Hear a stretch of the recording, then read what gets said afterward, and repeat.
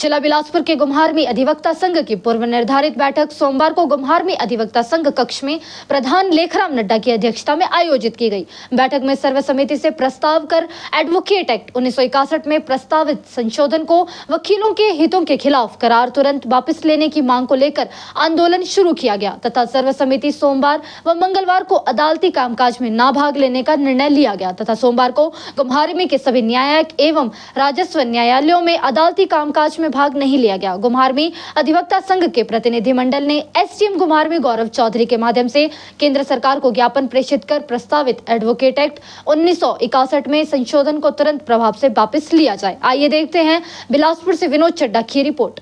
भारत सरकार ने advocates act 1961 में कुछ संशोधन प्रस्तावित किए हैं जो पूरी तरह से गैर ज़रूरी और वकीलों की आवाज़ को दबाने के मकसद से तैयार किए गए हैं। मसलन विदेशी वकीलों व विदेशी फर्मों को भारतवर्ष के अंदर कामकाज की स्वतंत्रता देने की बात की जा रही है जो अभी तक नहीं थी।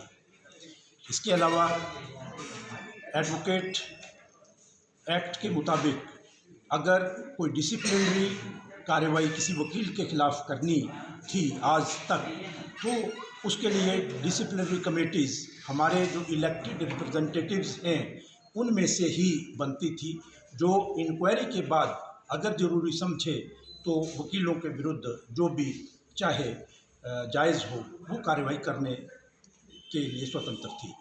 लेकिन जो प्रस्तावित संशोधन है उसके मुताबिक ये जो डिसिप्लिनरी कमेटीज़ होंगी उसमें सरकार के द्वारा नामित कुछ नुमाइंदों को शामिल करने की बात की गई है।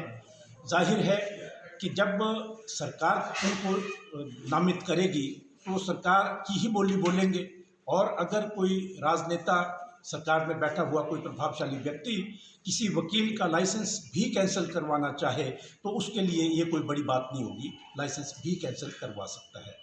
इसके अलावा एडवोकेट को जो एक संवैधानिक अधिकार है, न केवल एडवोकेट को, मैं कहूँगा हिंदुस्तान के हर नागरिक को अपनी बात रखने के लिए, अपनी आवाज़ उठाने के लिए संघर्ष और स्ट्राइक करने का अधिकार है। लेकिन उस अधिकार को भी वकीलों से संबंधित वापस लेने की बात नए संशोधन में की जा रही है। तो जो संवैधानिक अधिकार हैं उनको भी ख़त्म करने की बात है। कुल मिला के हम ये कह सकते हैं कि प्रजातंत्र और गणतंत्र को छोड़कर आज भारत की सरकार तानाशाही के ऊपर उतर आई है।